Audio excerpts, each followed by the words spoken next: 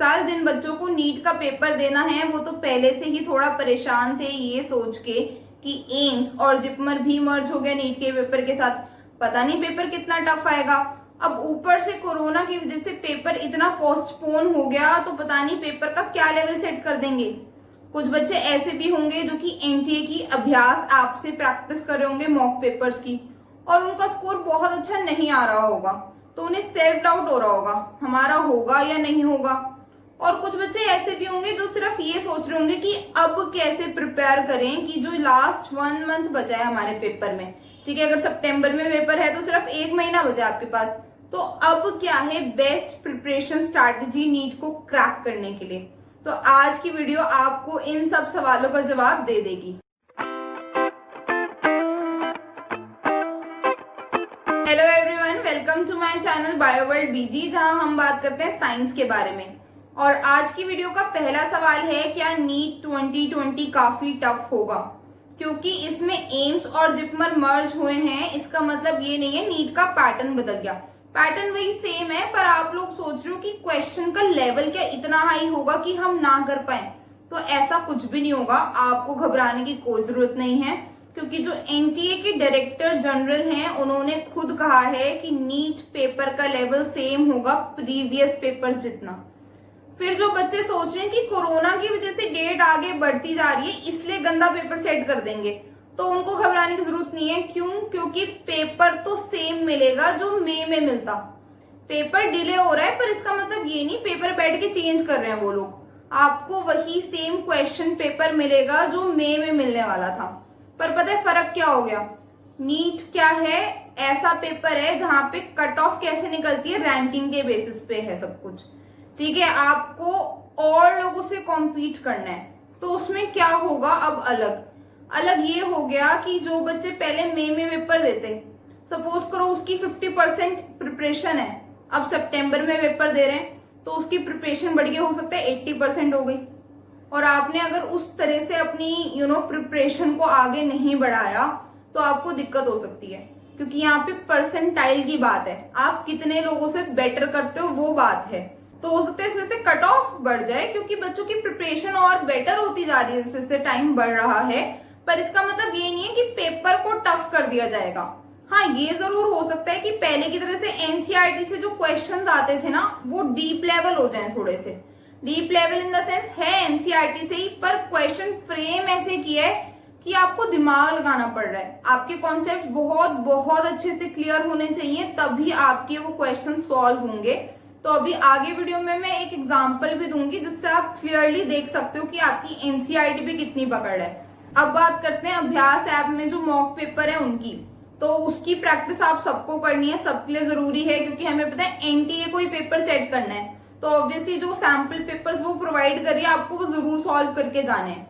अब जो बच्चे उसे सॉल्व कर रहे हैं वो ये फीडबैक दे रहे हैं कि कुछ पेपर्स तो इतने हार्ड थे, कुछ मॉक पेपर्स इतने हार्ड थे, इतने हार्ड क्वेश्चन थे कि हमारे अच्छे मार्क्स नहीं आए, और लग रहा है अब नीट होगा या नहीं होगा। पर कुछ बच्चे ऐसे भी कह रहे हैं मैम बहुत सिंपल था मॉक पेपर, तो ये हो क्या रहा है? तो देखो, ये जो है आर्टिफिशियल इंटेलिजेंस की बात है सारी। जो ऐप है वो कंप्यूटर बेस्ड है, एआई बेस्ड है, तो कोई ह्यूमन तो बैठ के एक सेट कर नहीं रहा पेपर। उन्होंने रैंडमली क्वेश्चंस फीड किए हैं, उसका एक मिक्स बैग आपको मिल रहा है बनके, ठीक है, पैटर्न के ऊपर। तो कई बार मुश्किल क्वेश्चंस डल रहे हैं उसमें सारे के सारे, कई बार सारे इजी क्वेश्चंस या एवरेज क्वेश्चंस डल रहे हैं। तो अगर इन केस आपके सेट्स वो वाले आ गए मुश्किल क्वेश्चन वाले, हो सकता है 1-2 सेट करके छोड़ दिया लोगों ने, यार बहुत मुश्किल है मैं नहीं कर रहा आगे, मुझे तो डर लग रहा है, तो वो काम किया तो प्लीज दोबारा से अब उस ऐप को खोलो और मॉक पेपर करना स्टार्ट कर दो, ठीक है। वो चांस की बात है, आप पे कुछ सेट ऐसे है जिनमें डिफिकल्ट क्वेश्चंस थे। और ये भी सच है, हम जानते हैं कि नीट में हर साल कुछ क्वेश्चंस तो एनसीईआरटी से बाहर आते ही आते हैं। सिंस एनटीए को ही पेपर सेट करना है और उसमें एनसीईआरटी के बाहर के क्वेश्चंस हैं, उनके लिए आपको क्या करना है, एक कॉपी लो, जो भी बाहर के क्वेश्चंस हैं या जो भी क्वेश्चंस आपसे सॉल्व नहीं हुए बायो के, उनकी वो लिस्ट बना लो उसमें, ठीक है। क्वेश्चन लिखो और आंसर उसमें वो बताते ही है आप में सारा आपको, तो करेक्ट आंसर लिख के रख लो। उसको क्या करना, पेपर से 5-6 दिन पहले जरूर पढ़ के जाना, तो आपके जो एनसीईआरटी के बाहर के क्वेश्चंस हैं वो भी कवर अप हो जाएंगे। अब बात है कि हमने एनसीईआरटी ढंग से कर रखी है, क्योंकि बायो में तो मैं पता है एनसीईआरटी मस्ट है, उसी से ज्यादातर चीजें आनी है। ठीक है, तो एक एग्जाम्पल लेते हैं एंजाइम टॉपिक से। ठीक है, अच्छा टॉपिक है काफी। सपोज मैंने क्वेश्चन फ्रेम किया, which of the following enzyme is capable of transferring a group between substrate. ठीक है, ऑप्शन मैंने दे दिया ligase, transferase, oxidoreductase and either B और सी। ये मैंने आपको ऑप्शंस दिए। तो अब इसमें क्या होगा आंसर? क्या स्टेटमेंट से आप आंसर पहचान पा रहे हो? तो आंसर डी है इसमें। ठीक है, दोनों हो सकते हैं, ट्रांसफरेज भी हो सकता है, ऑक्सीडोरिडक्टेज भी हो सकता है। पर सपोज करो मैंने इस क्वेश्चन में थोड़ा सा चेंज कर दिया, एक हाइड्रोजन और ऐड कर दिया, तो अब क्वेश्चन हो गया which of the following enzyme transfers group hydrogen between two substrate. तो अब आंसर चेंज हो जाएगा, अब आंसर हो जाएगा आपका ऑक्सीडोरिडक्टेज। तो इससे हमें क्या पता लग रहा है कि एनसीईआरटी को पढ़ना और समझना बहुत जरूरी है। दूसरा, जब हम पेपर में जा रहे हैं तो क्वेश्चन पढ़ना बहुत जरूरी है। देख रहे हो, जरा सी चेंज की वजह से पूरा आंसर चेंज हो गया। तो अगर आपकी इस लेवल की एनसीईआरटी प्रिपेयर हो चुकी है तो आपको बिल्कुल भी घबराने की जरूरत नहीं है, आपकी काफी अच्छी प्रिपरेशन है। पर जिन बच्चों की नहीं हुई ये इस लेवल की एनसीईआरटी प्रिपरेशन, उन्हें क्या प्रिपरेशन स्ट्रैटेजी लगानी है अब मैं वो बताऊंगी। 1 महीना बचा है और रिवाइज करने के लिए इतना कुछ है। तो कुछ बच्चे कहेंगे डेली डेली 12 घंटे पढ़ लेंगे और क्या करेंगे।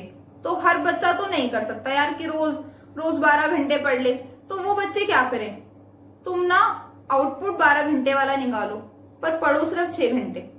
अब वो कैसे करना है, 6 घंटे में 12 घंटे वाला काम हम कैसे कर सकते हैं, अब मैं वो तरीका बताऊंगी आपको।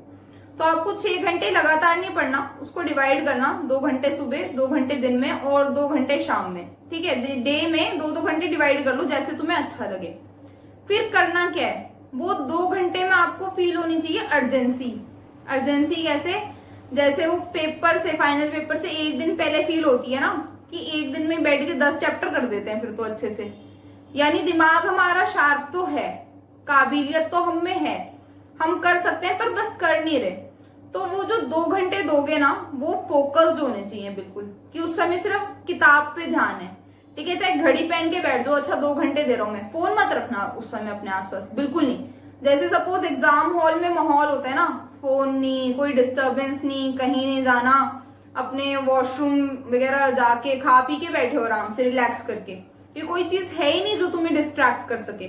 तो वो 2 घंटे ऐसे होने चाहिए। ठीक है, इतने पावरफुल होने चाहिए वो 2 घंटे आपके लिए कि कोई और चीज दिख ही नहीं रही, सिर्फ जो पढ़ना है उस पर कॉन्सेंट्रेशन है। तो उस 2 घंटे में ना अपने चैप्टर्स रिवाइज करने स्टार्ट कर दो। ठीक है, अपनी एनसीईआरटी के सारे चैप्टर्स रिवाइज करने स्टार्ट कर दो। गोल बना लो कि हाँ भाई डेली हम 1 चैप्टर कर लेंगे। ठीक है, उसमें आपका कवर अप हो जाएगा, इतना टाइम है कि आपका कवर अप हो जाए उसमें पेपर से पहले सारा। तो 1 चैप्टर बायो का, 1 फिजिक्स का और 1 केमिस्ट्री का, तीनों करना है, तीनों आने पेपर में, तीनों करना है। तो ये तो बात हुई बच्चे कहें उसमें पढ़ें क्या। तो जिनसे ये क्वेश्चंस नहीं हुए जो अभी मैंने दिया था, उनका कॉन्सेप्ट नहीं है उतना क्लियर, तो वो तो उसमें एनसीईआरटी पे फोकस करें। और कुछ बच्चे अगर जो सुन रहे हैं वीडियो वो ऐसे हैं कि एनसीईआरटी तो मैडम 4 बार पढ़ ली, कितनी बार पढ़ें।